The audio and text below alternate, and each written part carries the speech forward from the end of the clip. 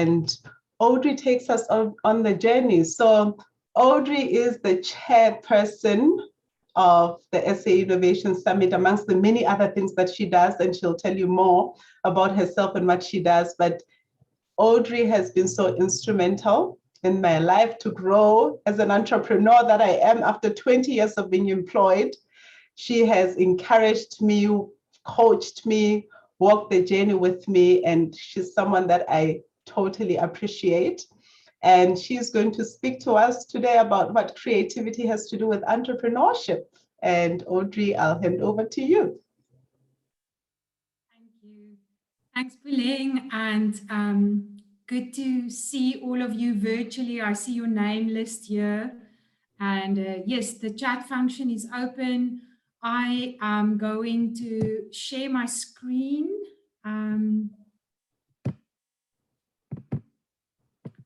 With you, and we're going there. So yeah, it looks like I am. So how do I put this onto there at the bottom? Fantastic. Right. Puleng, thank you for inviting me to your creativity in Imbizo. And I do want to challenge you to pronounce my surname after 10 years of friendship, but I won't go that. I won't go there. I'm Audrey Verhaegne, and Puleng asked me to talk about creativity and entrepreneurship.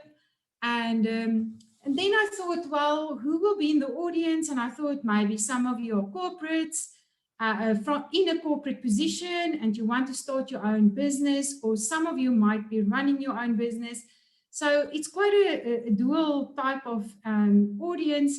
So I'm going to not go deep into the entrepreneurial journey, but I'm going to connect everything that you need to cover as an entrepreneur with creativity.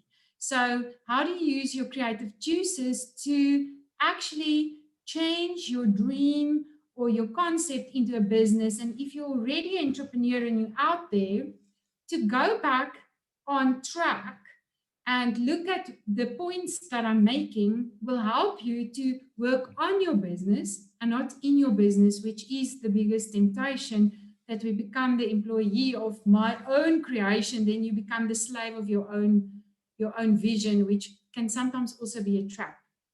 So my work is in the SA Innovation Summit, and I just want to showcase this because when I talk about an example, I'm also going to refer to my own journey as an entrepreneur. And the value proposition, which is a very important part of entrepreneurship, is to what is the value that you bring into the world, is in short those 4 blocks.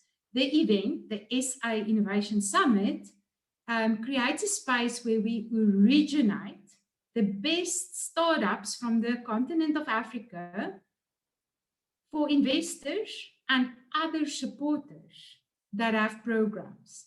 So all the supporters and the enablers come to the Innovation Summit. In this event, we showcase the second part, the best talent on the continent of Africa. And that showcasing markets what entrepreneurs do and connect them with investors, supporters, money, clients, markets. And then the third value is connect. We connect them. So we do them through the event, but also through a match and invest platform. And then the fourth block, equally important, is that we capacitate them through this event. So this was all the value proposition of the SA Innovation Summit. And I will now go through the process of entrepreneurship and the work that I'm doing, and at the moment focus on the last year is the biggest focus, is to make entrepreneurs investment ready. Now, if you become investment ready, you have to deeply think about your business so that somebody else trusts you so much that they put money into that business without asking that you mortgage your house in exchange for equity in your business. So I'm bringing this in so that you can think about where I come from And then I'm going to really put some effort into making this generic enough for you. If you're a person that works in a corporate and you must implement a new project in the workplace, these things will play out in your world as well. If you are already an established entrepreneur, you have to always reiterate these elements to become better and have a bigger impact and have more people buy from you, which is all a good thing for entrepreneurship. So I took the investment readiness components of what we take entrepreneurs through before we position them in front of the investors. And basically, you'll have to think of your problem, your solution, your market, your conversion, your trust, and your resources. And that's simple words, but I will expand on each one of them. And then I used Edward de Bono's creativity technique of lateral thinking, and I thought this gives me the letters PSMCTR, and that's my challenge and game for you today. Look at those words. I took them: problem, solution, market, conversion, trust, resources, PSMCTR. What cool can I think of that actually relates back to entrepreneurship to make you remember all of these issues? And I made the words, I shuffled them around, and my letters are all capitals. And I remember with lateral thinking, you can do whatever you want because it's just a connection. It's a different connection. And I brought the words post miracle together with those letters. And for me, that is the difference between entrepreneurship and just being creative. Entrepreneurship gives you a vehicle for your creativity to actually lead to what Puleng just said. I can't remember your word, ikamai, the I word, because the vehicle of entrepreneurship then it's got the potential to bring all of these things into one place. So that is kind of a miracle. And when you entrepreneur from founder phase, so from dream phase to success phase, then you become post-miracle, because you're creating something from nothing, and then you're taking it to the market, you're converting it to something sustainable, something you can live from, you can grow huge, and it is at the end that people actually have validated the product, the process, the solution they bought from you. It's absorbed in the world. They are users of your idea. Then it's post-miracle. So it's done, it's in there, or it's continuous, but it's not a dream anymore alone. It's actually implemented. And for me, entrepreneurship is one such vehicle. Of course, there are many others. And for you to become an entrepreneur, and many of you are actually entrepreneurs in corporate as well, because you create something from nothing if you implement a new project or new program or a new service. All of those activities create something from nothing, bring it uniquely together, and then have an impact in the world. And that's change. That brings change, social change, inclusion, all the things we want to fix in the world. Actually takes a huge amount of entrepreneurship. So I want you to remember that. And then when I talk about entrepreneurship, pull it back into your world and analyze those steps of entrepreneurship. So for an investor to look at the entrepreneur, the first thing I want to deeply understand is, what is the problem? John referred to it a lot in his creativity talk. But if you think about the problem without your solution, remember, it's easy to jump to the solution, the what, the how, but the problem brings you to the why. And to understand the why deeply before you jump into solution mode, which is everybody's favorite mode, solving, but actually to spend time in your problems phase opens up many more solutions than what you would have thought of if you didn't spend time on the problem. So a good entrepreneur, and good is always in brackets because you are as good as you want to be, but a successful entrepreneur deeply understands the problem that they want to solve. And I want to illustrate that with just the example of the entrepreneurship summit that I run, but another example of a great, very successful entrepreneur that came up with a solution. I'll tell you the solution when we talk about solution. I first want to tell you about the problem that he saw. So this entrepreneur sat in a very rural area, and he was looking at how people were bathing themselves, and they were bathing out of a very small bucket that they had to carry very far from a river. And it took many hours in the day to carry the water. Water was a scarce resource in this village, so it was really revered. And then to use it to bath was a big sacrifice because it was a lot of effort, and now you're bathing out of this bucket. And that was the problem. He saw that's a problem. It takes a lot of time. Water is a scarce resource, and people want it to be clean. So is there a better way to solve this problem? Can you hear how we looked at the problem? Now, if you take it to my business, which is not just the Innovation Summit, but it is to support entrepreneurs with different tools, the problem is that there are many entrepreneurs in Africa that has great ideas, but they do not always have the skills to become an entrepreneur. They do not always have the networks to build their businesses, and they don't always have the resources to implement and take them to the point of a place where people want to buy from them. So that's the problem that our business tries to solve. And now I'm going to go to the next step. So always an investor, my lens, looks at, is this a serious problem?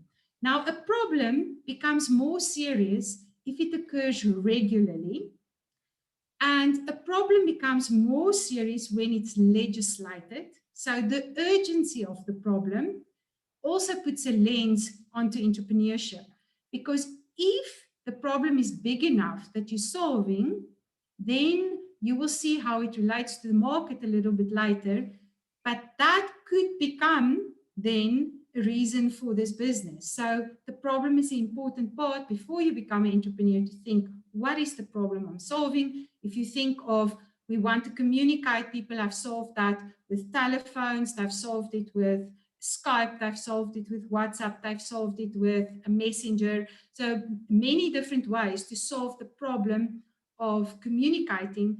And in many, many years before, they solved it with letters and the post office. So the same problem, but solved with many, many different types of products. If you then, as an entrepreneur, start to think, okay, so what's my solution to this problem? By starting with a problem, you will see there are many solutions to the problem. So when you listen to entrepreneurs, they say, nobody has ever thought of this ever before, then you know, this is a problem then. Because there's no competitors, does that mean there's no market? Because if you're solving a real problem, there will be competitors and there will be a market. And that's quite interesting, because in creativity, we always think world first, and no, we don't want that. We want reality in entrepreneurship. So when you start thinking, how am I going to solve this problem? And you find your vehicle. So my first solution in my own world was, the vehicle was an event. The South African Innovation Summit, we started with 78 people in the first year, and we grew to 3,500 in year 10 or 12. Then COVID hit, we went online. So the journey is always different. But our solution to connect, capacitate, showcase entrepreneurs was the event as the starting point. And then that event became a monster over time. So the solution is, how do I solve that problem? There are many other solutions to the same problem. Now, if I can take you back to the guy who looked at the people in the rural area, that path, he came up with an invention that was about 12 years ago, that he called the dry bath.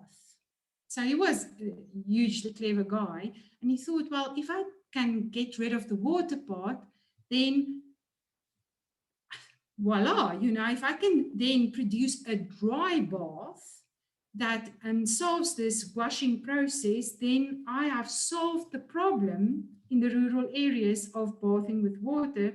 And he came up with the concept of the dry bath. And he very cleverly packaged it in a little package. And he thought, how can he manufacture all of this very cheaply so that rural people can afford it? And I think he went down to 50 cents for a bath. 50 cents for a bath. Would rural people be willing to pay 50 cents for a bath? He had to go and test it. And then when he went into the communities, after all of this work as an entrepreneur, he found out there was really almost not a single person that was willing to buy the dry bath from me. So your solution to the problem might not be acceptable to point number 3, your market. And I think if I remember the name of the entrepreneur, it was Ludwig Marikane. So Ludwig, I'm going to call him that. If I got it wrong, Ludwig, please forgive me. I haven't seen you for 10 years, but I did follow his story. So what Ludwig then did is he started to go and see who would buy this dry bath from him. And he went through a whole cycle. It took him almost 10 years as an entrepreneur to find the right market for his solution to the problem that he saw in a different space. And ultimately, he was a very successful entrepreneur. He found that the people who are really willing to pay for these dry baths are very rich people, because they and the specific market that he identified was parents of children in Europe that are hygiene overly conscious, that want to ensure that their kids go to school with a dry bath in their school packs, so that before they eat at school, they can wash their hands, make sure that they don't touch anything else in the bathroom, and then they eat their food in a hygienic manner. And he could sell those sachets at 5 times the price that he originally planned to sell them into the rural areas. So he found his market and got a very big contract through Unilever, and that became one of his businesses. I think he created quite a few businesses after that. But that journey showed you that there must also be a product market fit with what you're doing. So your market must want your product. The rural people didn't want to use a dry bath. They wanted to use water because it made them feel clean, and the experience of using water is quite a satisfying experience. And think about yourself. Would you want to easily replace a shower or a bath with a dry bath? Can you see what happened there? He thought he was brilliant in solving a problem, but the market didn't want that solution. They wanted a different solution. And then you start realizing people don't always bath because they need to bath. They bath because they want to feel warm. And in more affluent communities, people bath as a ritual. You don't really need to bath once a day. You know, it has been proven that you actually need to bath maybe every second or third day for hygienic reasons. But people bath for other reasons, relaxation, and so on. So, and I want to jump back to your problem. Understanding the problem you're solving must relate back to the solution you come up with. And then you must go to the market and test whether the market wants that solution, or get the market that will love that solution.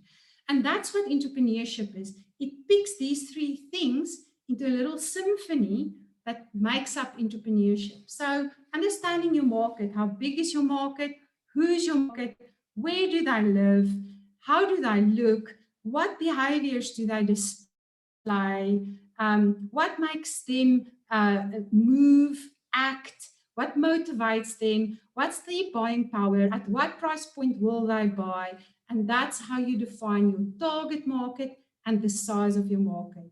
And from an investment perspective, people will look at this and say, okay, I'm going to put money into your business.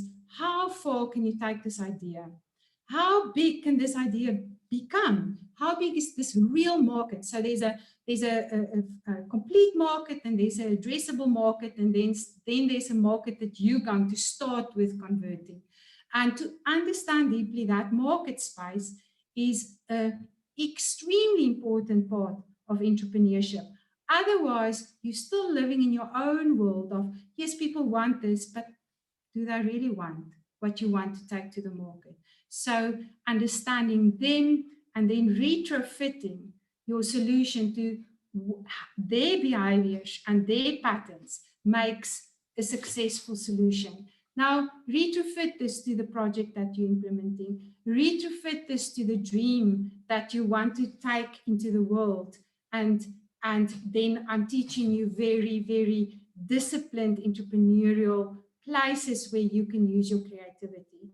So your market size, your target market, very important. Now, the next step, which so many entrepreneurs just don't find easily, and I struggle with for many, many years, is that when you understand your problem, your solution, and your market, how do you convert that market into your customers? Conversion. So when people talk, I use the word absorption as well. For those of you who are not entrepreneur, absorption means that you bring this idea and there's people absorbing it, using it. It doesn't always have to be for profit. It could be not for profit. But if people don't, for instance, buy your book after you've written it, there's no absorption. There's no take-up. So the conversion component for entrepreneurship is, what do you do to convert from your product into your market? And that's what we call pathways to market. How do you reach your customer, and how do you persuade them to buy your product? So when we look at investment readiness from an entrepreneurship perspective, we look at, do you have the capability? Do you have the experience? If you're a first-time entrepreneur, you will have to showcase that you already have 70 customers. So you've done it. You've learned what they want. You've adapted. You've pivoted until you get that sweet spot. That's how people buy from you. On the internet, face-to-face, in a shop, in a partnership with a business, from business to business, B2B or B2C. What's your model? What's your pathways? And do you build that trust with your customer that they can be reliably come back to you regularly to get that service that you're offering? So many ways to do this in different industries. Payments, internet payments is a big thing in South Africa and across Africa. So that could be just on a transaction with a large organization, and your service or your technology is right there every time when the transaction takes place. Think of Yoko, how big they have become, penetrating spaza shops, small shops everywhere, that give you the Yoko system instead of the old credit card that we used to buy, or cash, to get beyond cash, that you can actually track records and trends and understand your customers better. So the whole conversion component is the part that's very invisible from the outside, but as an entrepreneur, that's where your creativity has to be. Where do I get my customer? What's their behavior? If I'm selling lentils, will I get them at yoga sites, at health shops? So, and how do I capture them, and how do I convert them into customer? Conversion, big space for creativity. And then number 5 is, I call it trust in entrepreneurship. It is the team. You know, are we competent? Do we understand what we do? Why would the customer want to buy from this brand that I'm taking out? Is it a personal brand? Is it a brand that I establish with other endorsers? Why would it be safe for me to buy this product? So building that trust is very important, especially when you go into the market, because you're up against many other competitors. So why must people trust that this is a good thing to buy or make use of? And that trust can be through competence, through a brand building exercise, through endorsers. If you're a first-time entrepreneur, get great advisors around you so that you can say, but I'm listening to all these people who understand what I'm busy with, and that's why you should trust me, if there's not another way to build trust. So de-risk the first buyers, because the first buyers tell the second buyers, and that creates then your flood of market that you want to create. So building trust, and don't underestimate that component. And then the last part is actually your business plan or your financial plan. But I use the word resources. What do I really need? Because when you start as an entrepreneur, you might, Pauline just mentioned when she started out, she didn't have that competency. She had to go and learn new skills. So sometimes it is knowledge as a resource. Sometimes it is capital. Sometimes it's a building. Sometimes it is talent that you need in your business to deliver what you need to take to the market. So that is your financial plan ultimately. But I want you to think deeper about resources, because a startup entrepreneur must often create things without money. You must go into deals, maybe give a little bit away from your company to get the technical skills to build your platform, and give them 5% of your company in return. So your creativity around resources are extremely important in the beginning, to attract the right talent, to get the right spaces, how and where, and how do I build this little symphony that then becomes a sustainable entrepreneurial enterprise ultimately. And that is, in short, the 6 things that you need to be creative about when you start a business. But these are the 6 things that you need to keep on being creative about when you go into your scaling phase, when you grow, and even at a very large organizational level. These are the things that you must keep on thinking about to grow your business. So I hope I have empowered some of your thinking and some of your creativity to become an entrepreneur, and use your creativity to become a successful, profitable, sustainable entrepreneur that changes the world ultimately. And I believe they are the leverage point for us on this continent, to convert this continent from the world to Africa, but from Africa to the world. And that's the change I want to see, and where I dedicate my life in. So we are expanding as well from an event to create a 100% community. So that's the value propositions we're developing at the moment online, and also online accelerator. So in our journey that's 14 years old, we've expanded, and we created more and more market. And my latest venture is to start a fund for entrepreneurs. So I'm pitching across the world to create a huge capital fund that will invest in tech startups. So the journey of entrepreneurship and creativity will probably never stop. It's a continuous place. And I loved the first 2 speakers that I saw today that spoke about bringing all of this close to your heart and to your purpose. And that's my message today. It's simple, but it's not simple. But it's so rewarding. Pauline, are we going to take some questions? Absolutely. It would really be great to take some questions. I'm going to, can I stop your screen? Yes.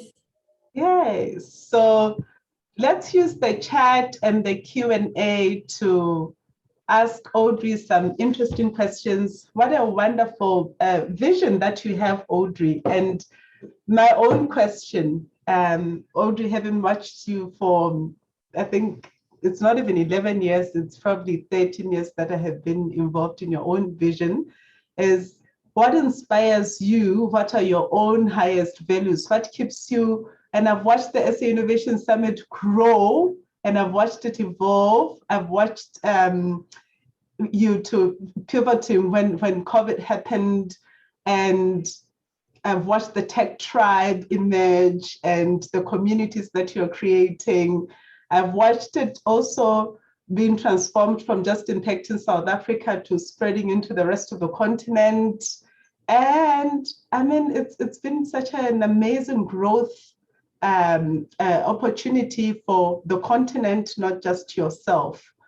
What has inspired you and what keeps you up every day, and what are some of those values that you hold very dear to you?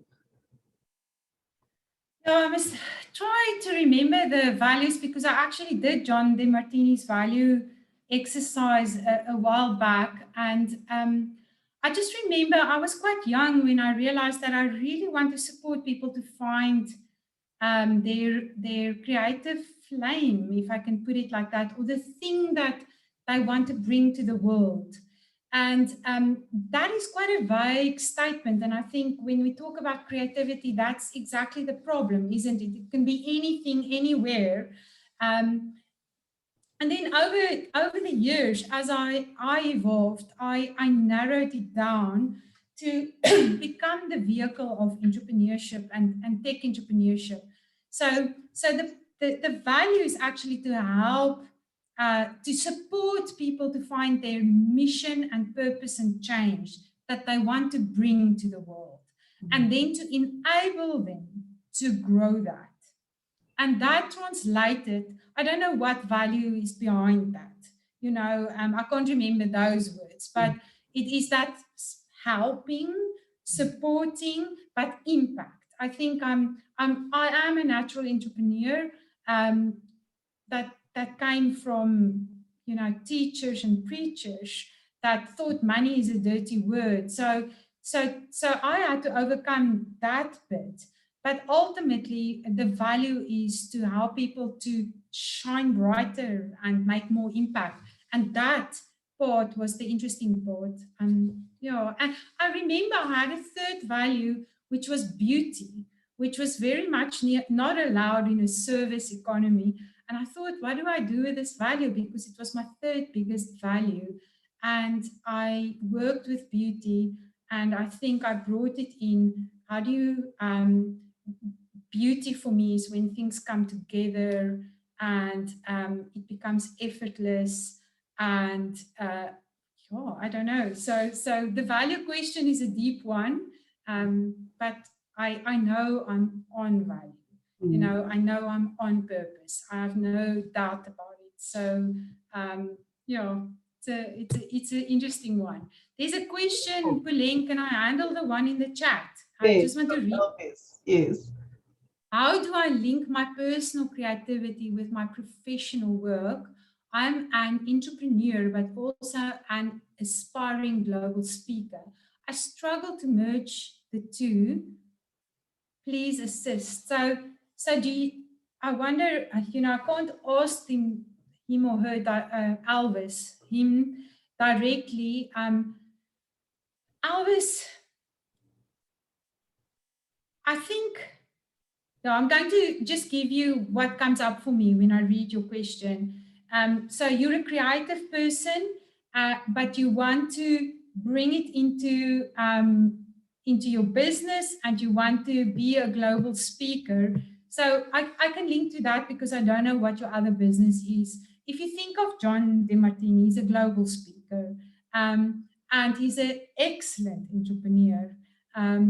I mean, he has trained more than 1 billion people already across the world on all continents.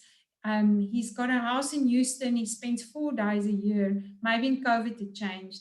4 days a year in Houston. The rest he traveled. So it would be interesting now to catch up and to see what COVID did to his world. But as a global, if you want to become a global speaker, you must first become a local speaker. So I don't know you personally. I don't know how often you speak, but that means packaging your speeches into things that your market wants to hear. And then you must also think, who will be willing to pay for that? And you must find people who will pay for that speaking opportunities, because you've packaged it so excellently. So that is your job as an entrepreneur, to think, who's your market? And remember, your market is not your audience. Your market is the people who will pay for your speeches. So those are corporates typically, or people who want to come and hear you speak. So speaking is not my business. I don't, I haven't cracked it. I don't sell my time as a speaker. I think Pauline can maybe tell you more about that. But everything I said in those 7 steps, you will have to think about: how much time do I spend on preparing a speech? Can I package a speech that can be sold over and over? What's my pathway to my market? Those are my corporates. Or if I'm going to let the customers pay, who are those customers and how do I reach them? And what speech am I making is the problem that you're solving. So how urgent is that?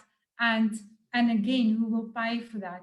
So you'll have to go through all those steps that I just went through if you want to become good at being a local speaker that is being paid for.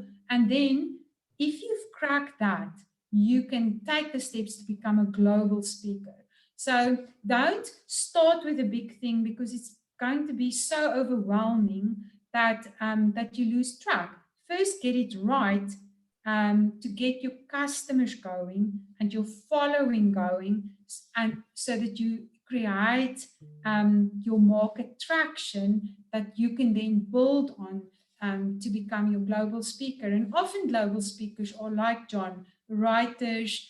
They package videos, they get themselves on television, they do training and then sometimes speaking, but it's all packaged and sold, and then they create those links and pathways to market so that people come back and back and back for more and more.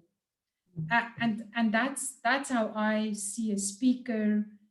That's also an entrepreneur and making speaking their product. I don't know, Pauline, how do you want to say something about that, because you are a speaker and you sell your time. Yes, my time. Tomorrow I'm selling my time. On Friday I'm selling my time again to IT Web. It's but a part of the value proposition. So Elvis, my question to you is to finish that sentence of also an aspiring global speaker on what? For what? To who? Yeah, so clarity around that is very important, because you can be excited about speaking on stages and creating opportunities for themselves. Audrey has spoken to the fact that you need to have an audience, but not just an audience that's willing to pay for what they are going to get out of your speeches. So what is the value creation for which client? If you can just work on that, sharpen that, refine that, and then craft your story and follow everything that Audrey has said. So for example, as much as 11 years back, I wanted to be a global speaker, and I was also very specific that it must be global. I have to find an area that's lacking. So what is it that the market will be looking for? What's the topic that the market will be looking for that they will be willing to pay for somebody to speak to them about? So when I encountered design thinking 14 years back, I then researched so much about it and really projected this future where design thinking is going to be critical and important. And then I said, well, now I need to plug into institutions, because also it's very difficult to just go out there and sell yourself as a speaker if people don't know you. You're not necessarily a celebrity, right? So it's how do you become strategic sometimes around aligning with institutions that already exist. So I've worked for business schools across and connected to global communities in that area of that I wanted to build myself in. And I did a lot. Half of my career of speaking, half of it, I did it for free, literally. So initially, you don't necessarily make money out of it, but you look at it as a return on investment, and you know that you're going to make your money later sometimes. So and I want to emphasize, because Pauline talked about who will buy for you, what are you, so I want to take you back again to the problem. What problem are you solving, right? Because if you're not real, then why would people listen to you? So go back to your problem, because then if John said, the problem I want to solve is to motivate people, and so that they can believe in themselves through various self-motivational courses that I'm going to create, then speaking is just one tool, writing is another tool, compiling of training material is another tool. So now your solution, now you've got 3 solutions to cracking that one problem. So go deep. And that's the work. And it's not a one-day work. It's a journey of many, many years. True. Awesome. I guess that's the only question. Audrey, thank you. Thank you. Thank you from the bottom of my heart. I hope you can see the eye contact and look him straight into your eyes and expressing deep gratitude for. I know you are very busy. You are on so many panels. I always see you in many, many panels, and you've made your time and you have done it at a very short notice, and it's deeply appreciated. Thank you, Audrey. Everyone, even though we can't see you, please do give Audrey a big thank you and a round of applause wherever you are. Thank you, thank you, thank you, thank you. So, Bye. Thank you so much. So what's next? We're going to have Timothy Maurice